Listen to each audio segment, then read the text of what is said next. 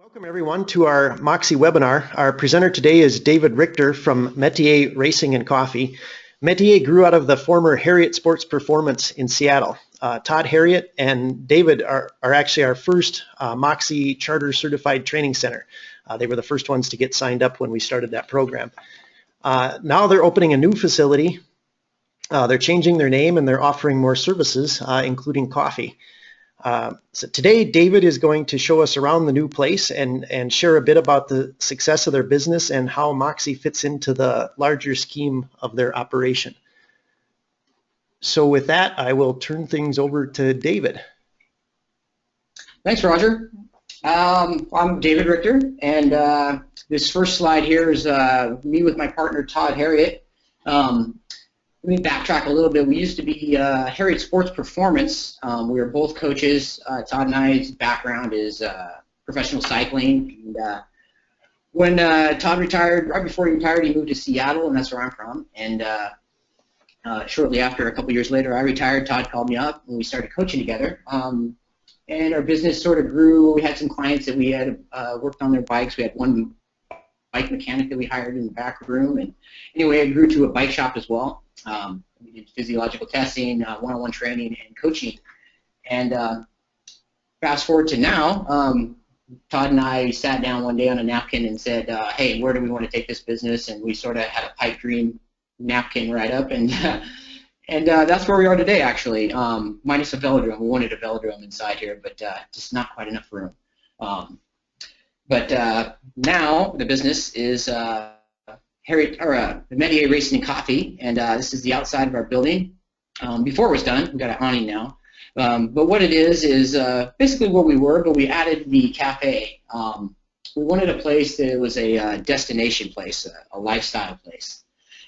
And that's what Metier is. It's a sort of French cycling slang for lifestyle or one's calling. And that's what this is. It's a mix of businesses. And if you look at it from the outside, sometimes it sounds weird. We have a gym with a full locker room. We have coaching business still. We do testing. We do bike fits, retail, bike shop, service, and the cafe. But it's a full cafe. We make everything in-house, kind of light fare, sandwiches, waffles, of course coffee, recovery shakes, and it's going to grow from there, but it's a full-on kitchen. Next slide. I'm going to show you around the place a little bit. That's me. So what I do, what sort of I'm in charge of here at Mettier is the physiological testing. I'm a head coach and also the bike fits. And I feel those three things are super related, especially the testing and the bike fit. There's a lot of overlap there. But that's my kind of realm. Todd does the one-on-one training, and we had to hire a full crew. We went from a 4-person staff to 19 employees. These are the managers and owners, so Todd and I. Todd's the second one from the left. I'm in the middle there on the right. The guy on the far right, the big dude, is Todd Melville. He's a ex-professional baseball player. He's one of the owners. We had to hire a service manager because I was sort of managing the bike shop before, and I'd much rather be doing Moxy assessments than ordering bike parts. So we hired Ted Schwartz. He's the tall guy on the right there, and he's also a local Cat 1 bike racer. It's the cool thing about our business is everybody is totally integrated and related. It's part of their life. The guy in the middle here with the hat on, with the tie, and the flower is Eric Wallace. He ran a couple professional World Cup mountain bike teams, and he is our general manager, kind of keeps everything together. And we got Todd, and then the guy on the far left is Eric Cockrell. He's also a local Cat 2 bike racer, where that's the cafe was the biggest mystery to us. We love, hanging out and before a ride and meeting at a coffee shop and then ending at a coffee shop as well. So that's why we added the component. We wanted that real lifestyle gathering place, like-minded people. And when we thought of who we had to run the, as a chef to run the cafe, I'd been coaching a guy named Eric, and he was a sous chef around town, kind of a hotshot young guy, and I knew he was looking for his own place, and we asked him, and he did it. So it was great to have a bike racer and a guy we coach as our chef. This is our building, right before it was done on the bottom there, after we just painted it before the awning. And it used to be an auto parts store back in the from about 1920 to 1960s. And then it became a thrift store after that on the top level and a pharmacy on the bottom. And then lucky enough, we actually stumbled across the building when it became one again. Another guy we coach owned the building. And he said, hey, I got a building that you guys should consider, because he knew we were looking to move and get a bigger joint, and it worked out well. So another 6 degrees of separation there.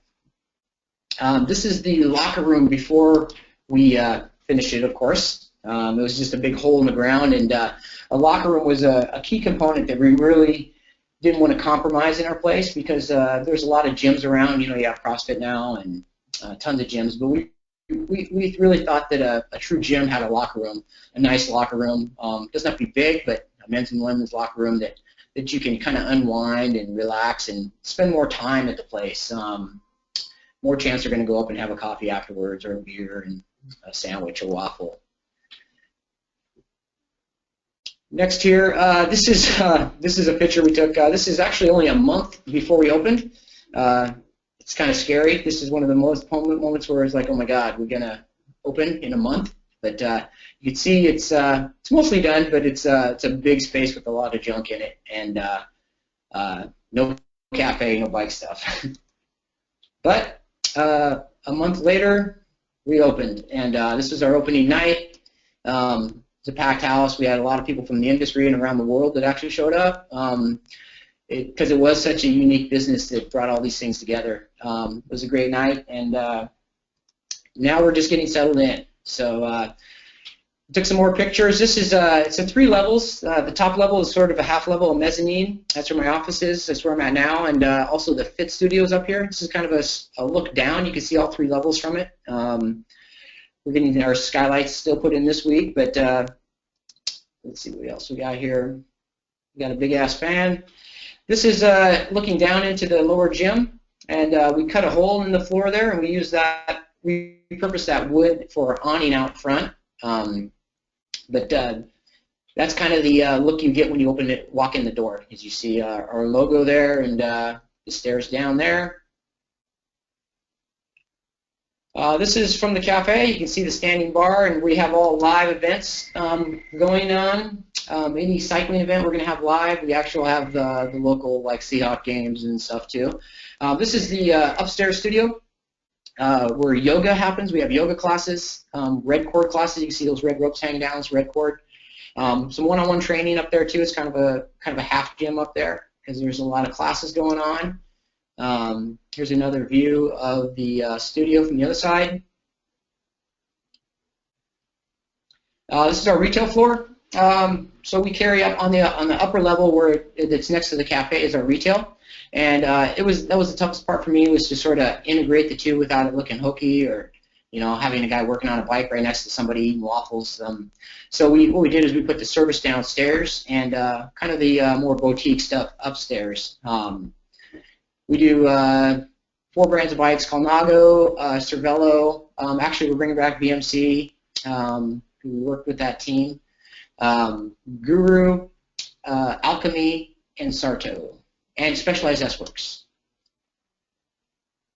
And we're carrying a lot more clothing now too, since we have a place to really kind of show that stuff. We carry Parker DeSalle clothing, kind of not bike stuff, but that was the kind of clothing we want to integrate the lifestyle. We didn't want to scare people away with too bike shoppy, but we wanted a cool bike shop as well. So what else we got here? This is a look at the cafe from the bar. Another look at the cafe. You can see where it integrates into the shop, into the bike shop. That's the most bikes we've ever had on the floor. We constantly change the floor to make it look different all the time. So if you come in every day for coffee, it's always changing. You can see our Christmas lights over there. Another cute view of the cafe. And we do have our liquor license too. We have wine, beer as well. So it's funny how it changes. In the morning we got everybody doing their coffee. At noon we have lunch, and at about 6 o'clock all of a sudden the crowd changes and it's the beer drinking and the wine and spirits. There's our coffee machine. One thing we wanted to do is we wanted to make sure that every component of Metier was legit on its own. So a place that you can go and say, wow, that's a good coffee. Forget about bike shop. That's just an awesome coffee shop. Or you go to the bike shop, same thing, awesome bike shop. And we wanted the gym experience to be the same. And of course the bike fit. And our partner Todd just walked in, so Todd Harriet's in the house. Hello. This is just a shot of one of our offices. This is my office here. I thought it was really cool that we actually have our own offices now. When Todd and I started out, we were just in the middle of the gym, literally in the middle of the gym with our offices. So guys are working out, doing squats around us. But now we got our own offices. So we are now. This is the fit area. Not a great shot of the fit area, but we have a new fit system. It's called Physiological, and Physiological is motion capture 3D, and it's very similar to Retool. But the cool thing is it uses a third-party camera. It uses actually an Xbox camera, and then you just use their software. But we're working a lot with Moxy as well on bike fits. We're kind of integrating that in. We'll get back to that too as we talk about who we work with Moxy too. This is the lower gym. This is kind of the bread and butter workout area. This is where we also have gym memberships where you can buy a membership and come in. And this is where you'll find most of the people working out. Not a lot of big machines. Todd could probably tell you about some of the cool machines that we got that make sense. We're minimalists when it comes to strength and conditioning, and our motto is, practical and transferable. So we use things like kettlebells. We have one fancy machine called a Kaiser Free Motion, which is up to the left. You can't really see it, but it's based on air. It's got a big compressor instead of weights, so the resistance is consistent all the way through, unlike a traditional weight stack machine. So we can do athletic movements at full speed, which is super practical in our opinion, and very transferable. And then we, the concept too is sort of a standard. The VersaClimber is kind of an aerobic standard. But we're big on open space and ease of use. That's our stance on conditioning. One other thing here's the locker rooms actually. Locker rooms, like I said, were super important to us. We wanted to make sure they didn't have to be huge, but they had to be awesome.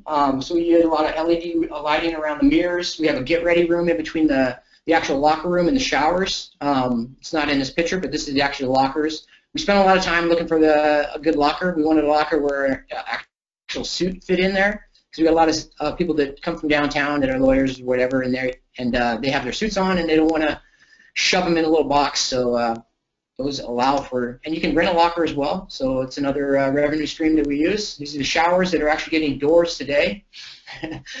We have a massage therapist that's here full time, 4 days a week. And on Wednesdays, the same office is used by an acupuncturist, Peter Schmidt, a guy we've been working with for a long time.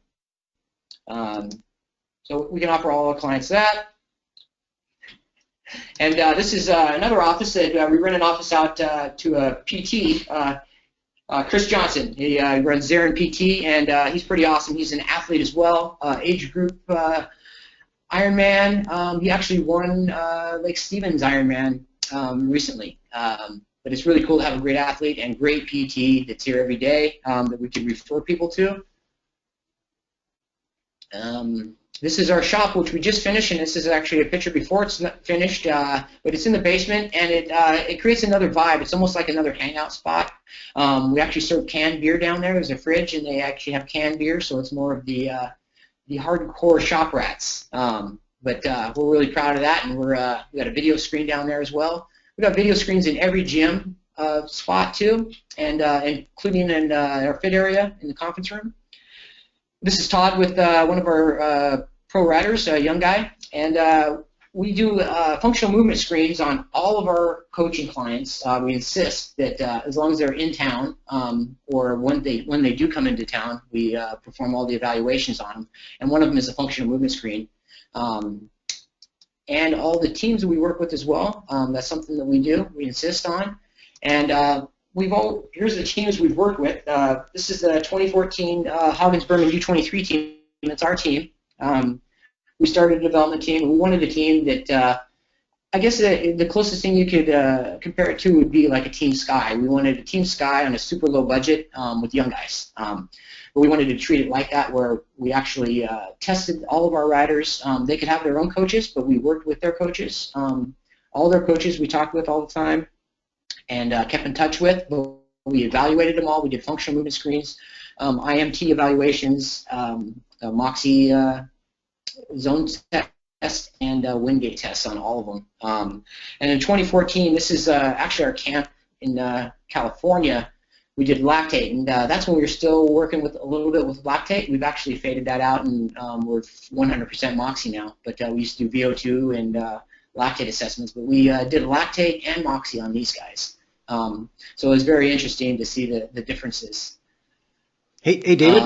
Hey David, I'm gonna jump in here for just a second. We've had a question come in, and so sure. I'll read this to you. It says, "At what point did you guys realize, and what were the general financial factors you considered to make the leap into a larger space?" Well, we knew I think we had sort of achieved our initial goal, which was just to get out there and get known as I guess the best, like a quality place where that's where the athletes go to get tested, and that's where if you want to get coached, this is where you go. You get a good reputation within the industry. And I think where our location was you sort of had to seek us out.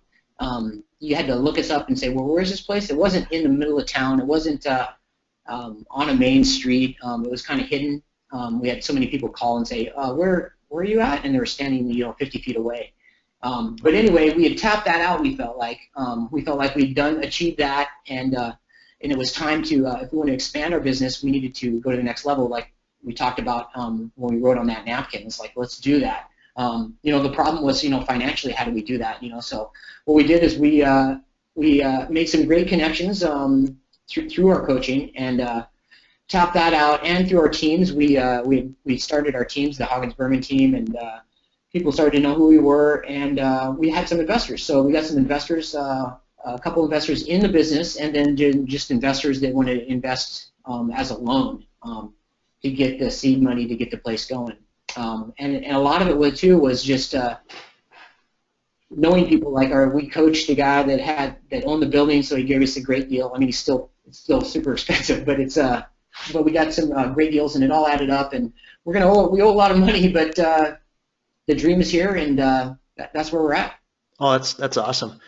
So we'll let you get back to the presentation. Just a reminder to everybody, if you've got more questions for David, you can type them in on the questions panel on the right side of the screen, and we'll save some time at the end for more questions. We'll probably go for about another 10 or 15 minutes, if that's okay with you, David, and then we'll save about a few minutes at the end for some questions. Okay, sounds good, Roger. All right, take it away. Okay, I'll kind of hustle through this. This is the Hoggins-Berman U23 team this year. We had, I think, only like three of the same returning members. We graduated all the other ones to pro cycling, or they went to college. A couple of them did that, and a couple of them went to college. But they all got Moxy. The teams actually, this year's team saw this place before it was open too. And at the end of the year, a lot of the riders came back, and we retested them, even though they're on new teams, and they got to see what the place looks like now. This year, we're working with the Action Pro team, Axel Merckx's team. We decided not to do our team again because one of the reasons was because this big project, it just takes a lot of time, and we had hired some people to buy plane tickets and everything, but for us and be assistant directors, but it just took us away, and what we wanted to really focus on is what we're really good at, and I think we're really good at developing those riders and testing them and coaching them, and we talked to Axel Merckx over the summer, and that's what he was sort of missing in his program. He had best riders in the world, sort of the all-star team with the young guys, but he just didn't have the system that we had on our small little team, and that's what he wanted. So we were happy to do that. So we'll be working with the best young riders in the world this year. We've already had them here at Metier and tested, We've gone through the first test set of testing. We tested them on the watt bike. So none of them had their bikes yet, but we just simulated their setups on the watt bike. So they did the ramp test and a wind gate test and an IMT test, which is the testing your respiratory system, respiratory power, inspiratory muscles, and functional movement screens. So we're going to go back to California next month in January, and we're going to run the camp. So they'll all get Moxied again, but this time it'll be in the field, which would be pretty interesting.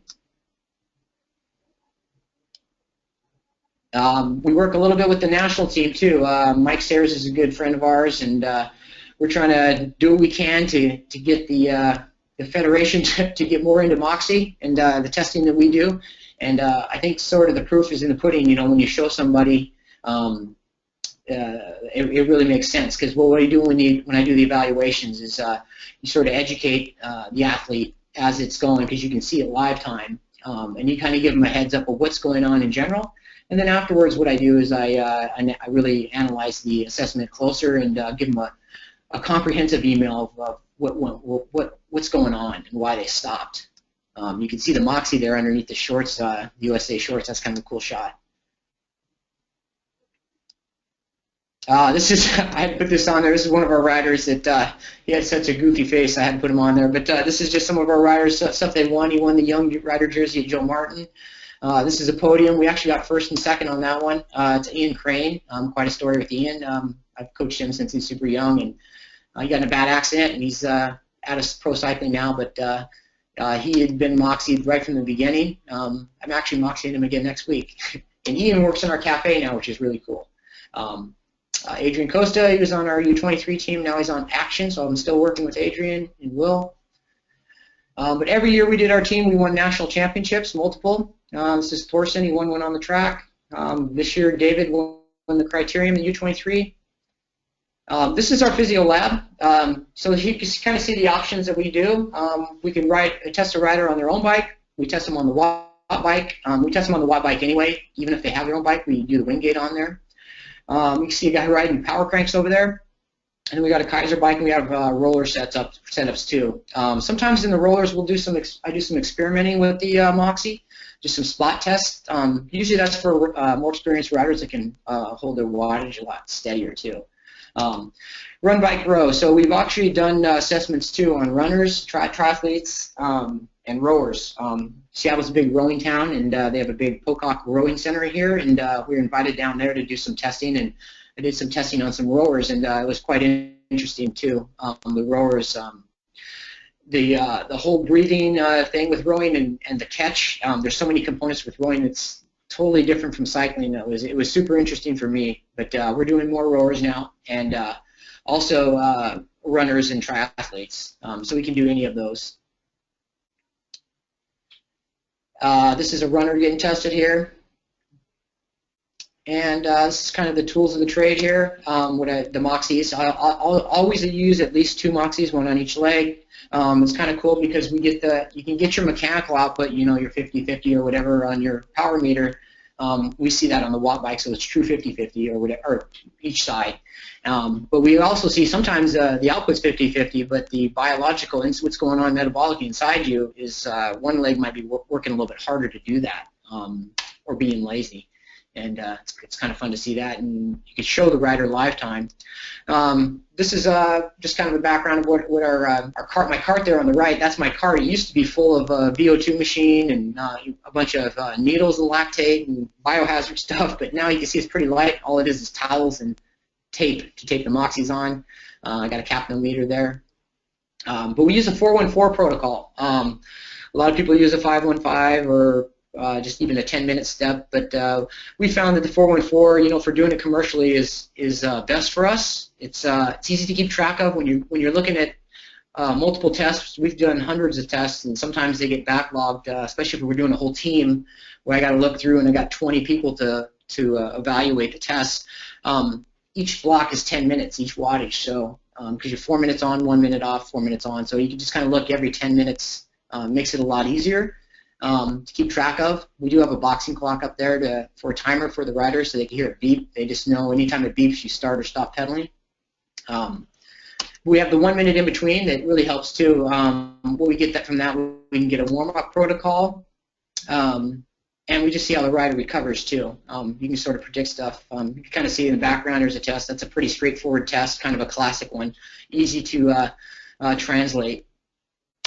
We use the, you can see the on the bottom there next to the computer, the breathing apparatus there. That's for our breathing evaluations. It just tests inspiratory, but we also work a lot with the spirotiger, which is expiratory as well. We're big on breathing because, I mean, I've done a lot of assessments, and most of the time it's some sort of respiratory limitation.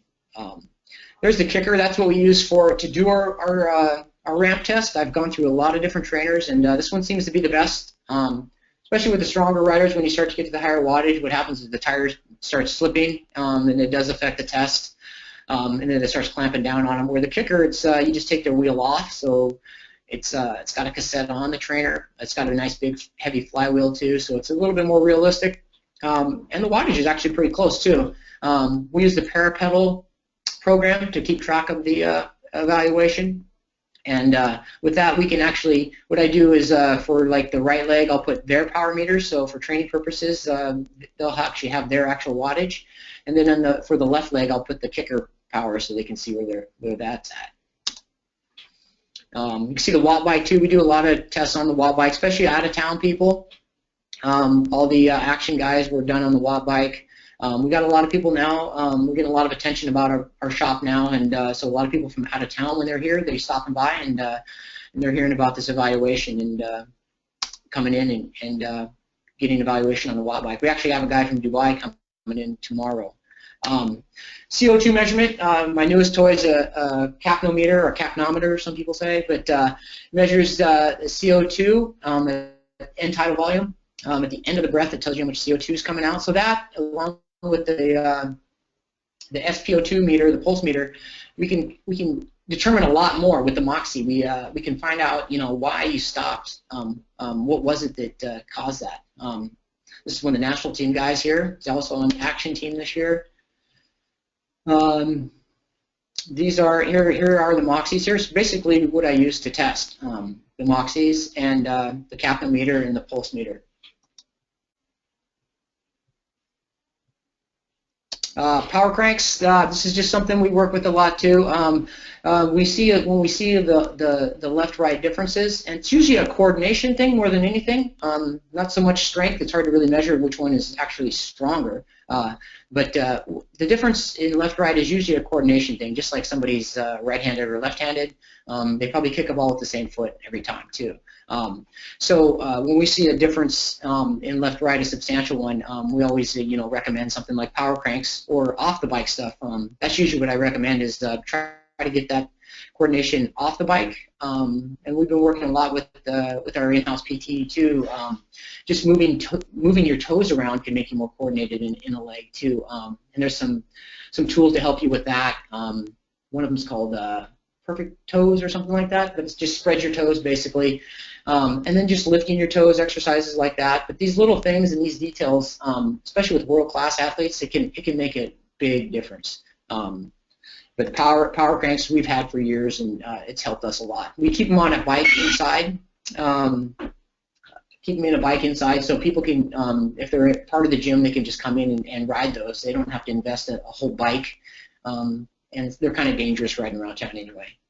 This is actually Spyro Tiger. I thought this was a picture, but it's actually a video. But this is Spyro Tiger, and this is my favorite thing to get people on because it's so difficult, and it's a coordination thing again with breathing. That's doing the Moxy. It's really brought to my attention. It's kind of a light bulb that went off. Is the coordination is more important than maximum strength. A lot of times, it's not the strength that stops you; it's the coordination, whether it be breathing, or in the muscles. What happens at the end? A lot of times, you'll see an assessment is somebody's trying really hard, and they're actually compressing their muscles just as hard. They're really hard, but the power's not there. What happens is they lose that coordination, and they stop plantar flexion, and they're just dorsiflexing, and they struggle. Their peak angle of power when on their pedal stroke goes up, so they get worse. and then they end up failing. But that's something that I'm kind of looking into and using Moxy as experimenting. And that's what this place has allowed me to do now is really take it to the next level and try to find out questions, like why does somebody lose that coordination? And what it does is it actually creates these rabbit holes that you kind of jump into, these gray rabbit holes, that make you interested in the physiological part of it.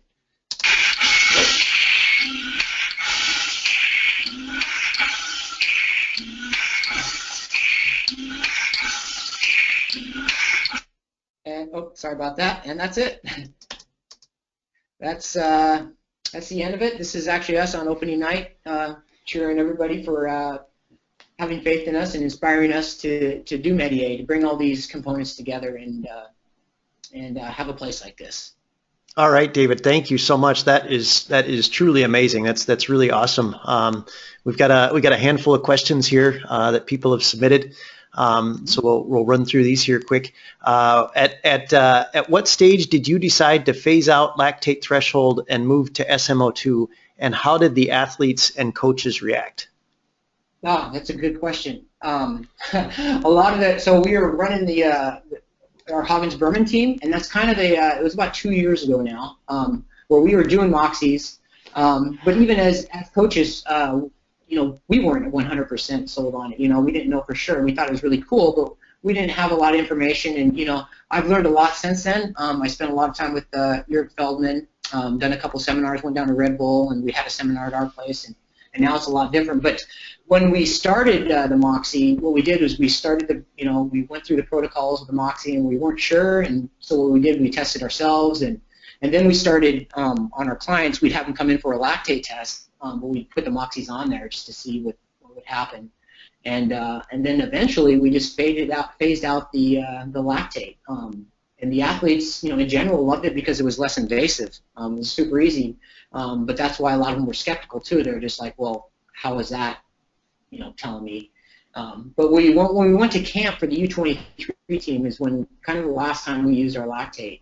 And a lot of their coaches, they didn't really know what it was that we were doing. We tried to explain it best we could.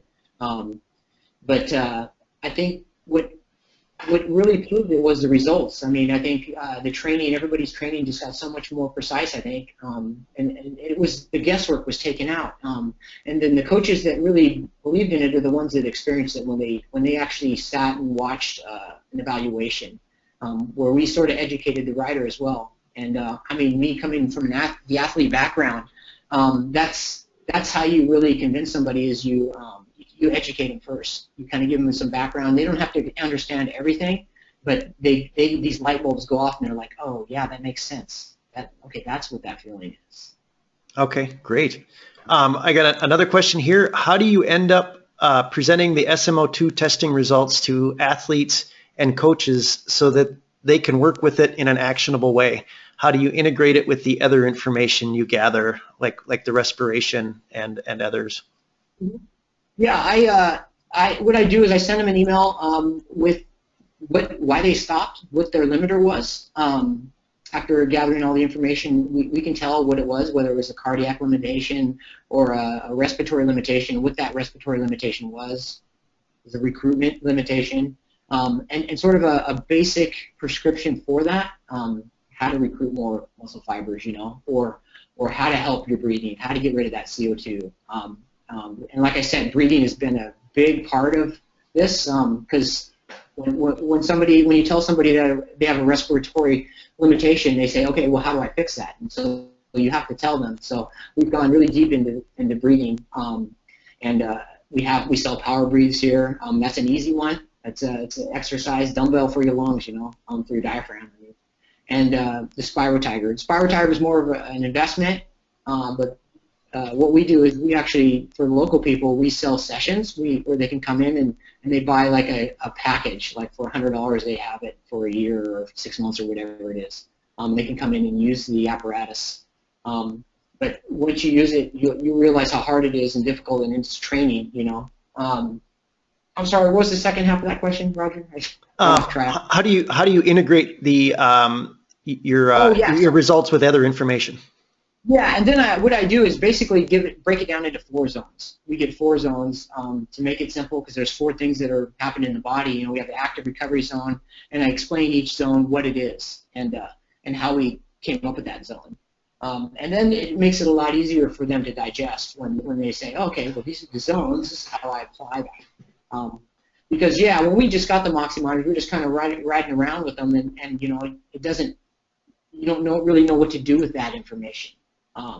But what we do is we figure it out. We know what those zones are. But I think the biggest thing that we've gotten from Moxy, the way it's kind of evolved into, is we found out, you know, what limits you. And that's a super important thing. Is if you can figure out how to train that limiter, you're going to get better, because training your strength sometimes actually makes you worse. If you're already really strong strength-wise, and your problem is, you know, you're having these occlusions early, and your heart's not strong, you're going to make that occlusion even earlier. So, that, you know, training your strength isn't always the best way to get faster.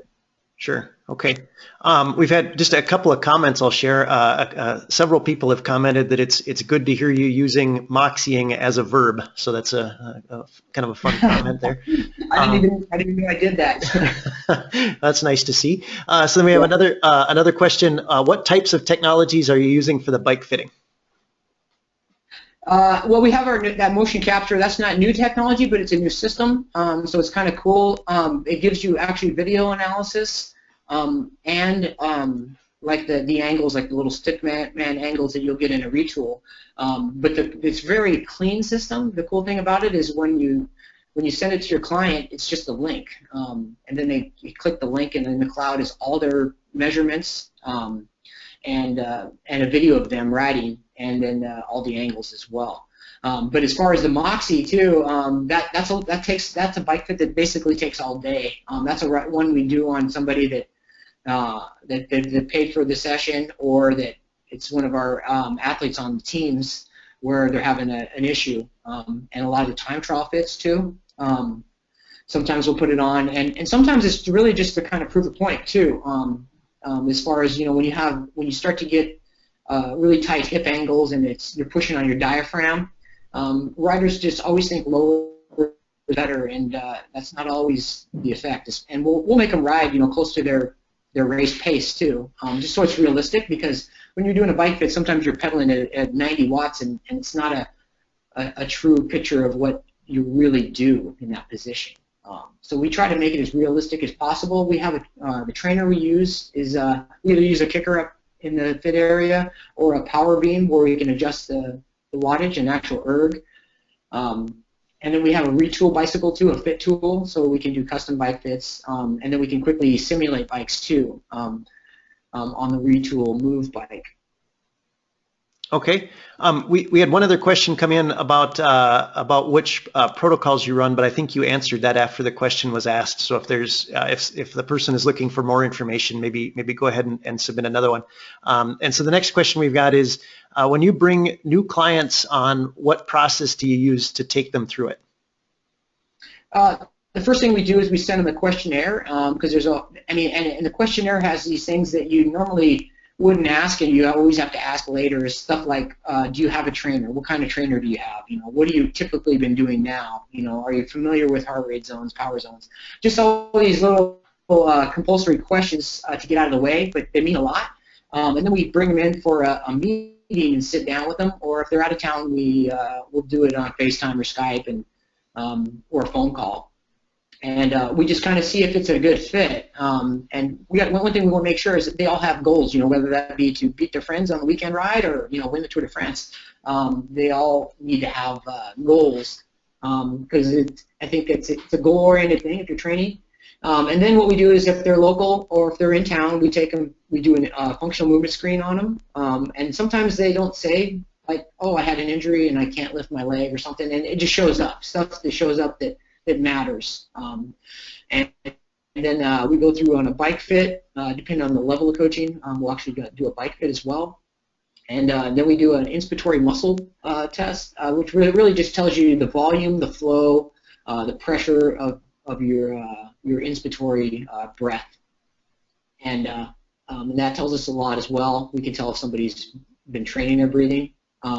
And then we do a ramp test, which is the verb I use, Moxy. We Moxy them. It's just a ramp test, kind of similar to what you do in a lactate or a VO2. But we don't let them warm up. We just start them at a low wattage and bump it up, depending on ability. But what I found, after doing lots of tests, really kind of guessing where to start is a key to making the test so it's less than an hour and a half long. And then what we do is as soon as they're done, we actually give them Wingate, and well, generally when somebody comes in for a Wingate, they're fresh, but we don't really want them fresh. We always test them after the ramp test, so it's kind of like a race too. You don't sprint at the beginning, you sprint at the end to win. But we do a Wingate, and that kind of gives us a prescription for that high intensity zone, because it's a large zone. It's the biggest zone really. It starts pretty early and then it goes all the way to a sprint. Anywhere from a 3-minute effort to a 20-second effort or 5-second effort. So that Wingate gives us a lot of information. It also gives us a lot of information on the watt mic, because it gives us a ton of pedaling data. Peak force angle, left, right. It gives us a ton of stuff, which is great.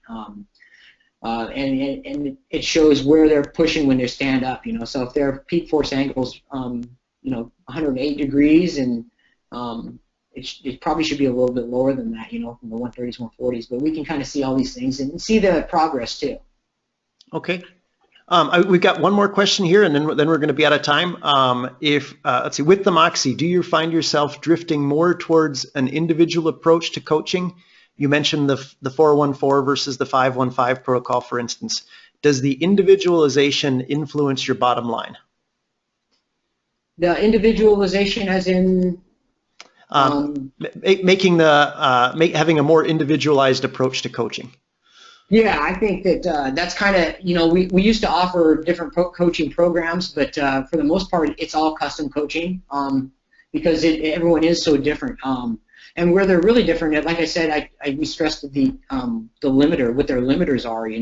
I think that's one of the most important things. And up till having the Moxy to help evaluate this, that along with the capnometer and this information, it's really changed the way we coach, I think. We really attack that limiter first. But yeah, I think everybody's zones, it's really hard to coach somebody just based on data even if you have a lot of data, power data. It's tough because, it changes so much and it's so individual. We have a guy that I was saying that we coach remotely from Dubai, and he has a lot of information, but it's kind of nerve-wracking not to do a Moxy on him and have the information, and he's actually coming here, so I'm pretty excited about that. All right. Well, thanks so much. It's awesome to see your facility. Congratulations on that huge accomplishment to both you and Todd. It's a really impressive place, and it's really an impressive training system that you guys have developed. And thank you so much for sharing it with us today. Thank you. Appreciate it, Roger. Thanks, all right, everyone. And we'll go ahead and post this webinar. It'll be up on the in the training tab in the webinar section on the website. So if anybody wants to share this webinar or share the pictures with your contractor when you're building your facility, it'll be all available. So thanks everyone for attending.